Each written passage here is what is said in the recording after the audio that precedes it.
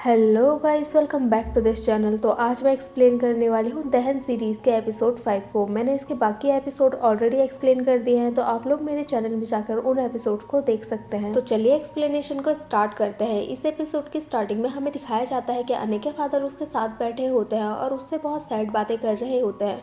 वो उसको वॉच देते हुए कहते हैं कि ये मेरे फादर ने और मैंने साथ मिली थी और मैं ये तुम्हारे साथ कंटिन्यू करना चाहता हूँ।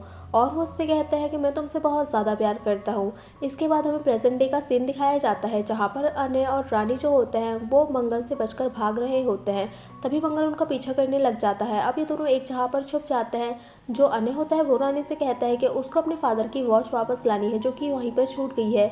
लेकिन रानी उसको ऐसा करने से मना करती है। अब ये दोनों यहाँ से भाग जाते हैं। इसके बाद हमें पुलिस स्टेशन का सीन दिखाया जाता है। यहाँ पर हमें उन दोनों भाइयों की डेड बॉडी दिखाई जाती है। अब जो परिमल होता है वो स्वरूप से बात करता है और वो कहता है कि हमें राकन को मारना पड़ेगा। अब स्वरूप उससे कहता है कि राकन ने 4 लोगों की बलि चढ़ा दी है, अब बस एक और बाकी है। जो परिमल होता है वो उससे कहता है कि चलो मेरे साथ चलो, लेकिन स्वरूप उसकी बात नहीं सुनता। अब जो परिमल होता है वो अकेले ही राकन को मारने के लिए निकल जाता है। अब हमें मंगल को दिखाया जाता है, जो कि एक बच्चे को देखता है और वो उसे किडनैप करने की सोच रहा होता है, लेकिन तभी उसके फादर उसको उठाकर अंदर ले जाते हैं। अब हमें वापस से पास्ट का सीन दिखाया जाता है, जहाँ पर अनय घर में बैठा होता है और उसकी मॉम अपने बॉस से फोन पर बात कर रही होती है। तभी जो उसके फादर होते हैं वो छत से कूद जाते हैं। अनय इस हादसे को देखने के बाद शॉक में आ जाता है। इसके बाद हमें प्रेजेंट डे का सीन दिखाया जाता है। अनय अपनी मॉम के पास भागते हुए आता है और वो उनको बता रहा होता है कि उसने मंगल को देखा, जो कि बहुत ही अजीब बिहेव कर रहा था।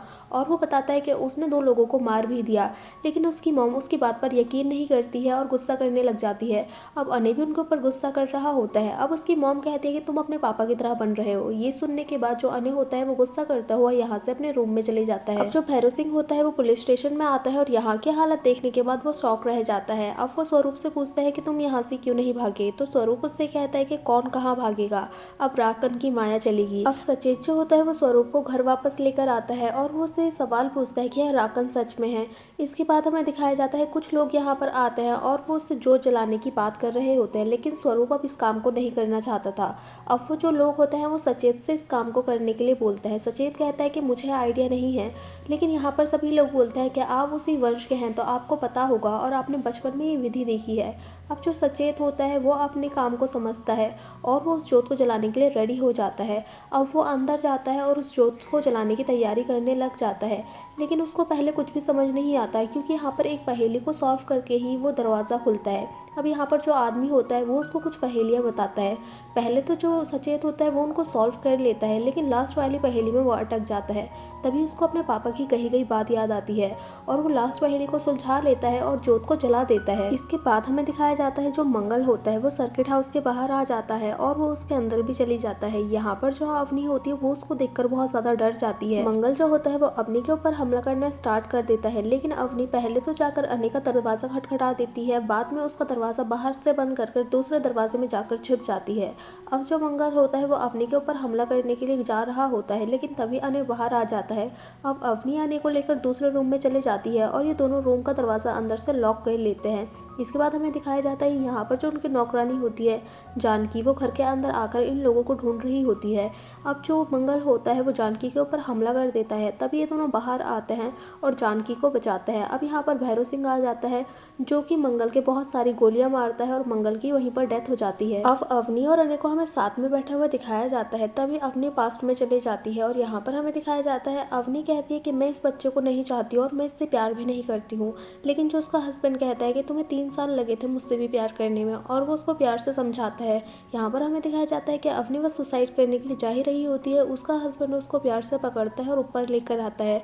और यहाँ पर हमें दिखाया जाता है प्रेजेंट डे में अवनी अपने बेटे को हक करती है और यहाँ पर ये दोनों बैठे होते हैं। यहाँ पर एक आदमी आकर सचेत को बताता है कि भैरव सिंह ने राकन को मार दिया है, लेकिन जो सचेत होता है वो कहता है कि अगर किसी करापली ने उसका गला नहीं काटा है इसका मतलब ये है कि राकन अभी तक नहीं मरा है।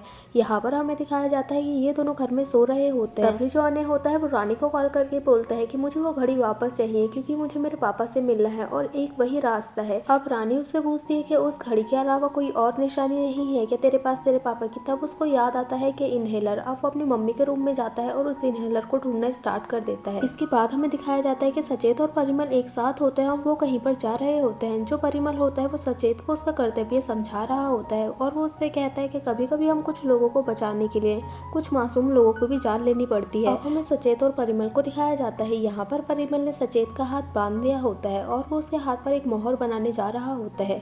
वो मोहर बनाने के बाद वो उससे कहता है कि ये मोहर तेरी राकन से रक्षा करेगी।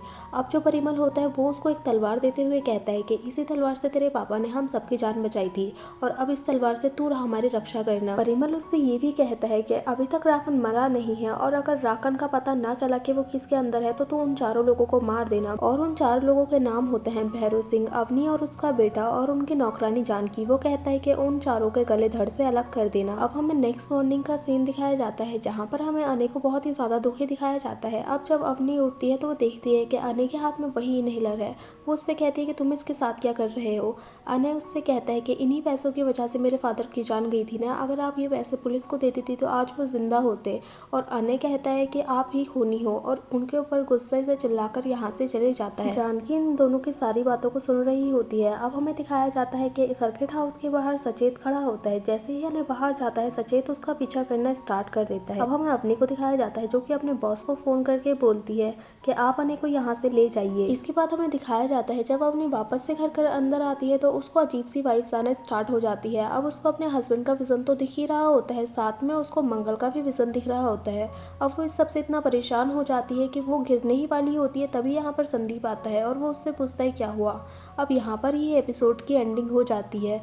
सो गाइस, कैसा लगा आपको ये एपिसोड हमें कमेंट करके ज़रूर बताना। अगर अच्छा लगा हो तो लाइक करें, शेयर करें और कमेंट करें और सब्सक्राइब करें इस चैनल को ऐसे ही मज़ेदार वीडियोज़ को देखने के लिए। और हाँ, बेल आइकन को दबाना ना भूलें। Thank you for watching guys.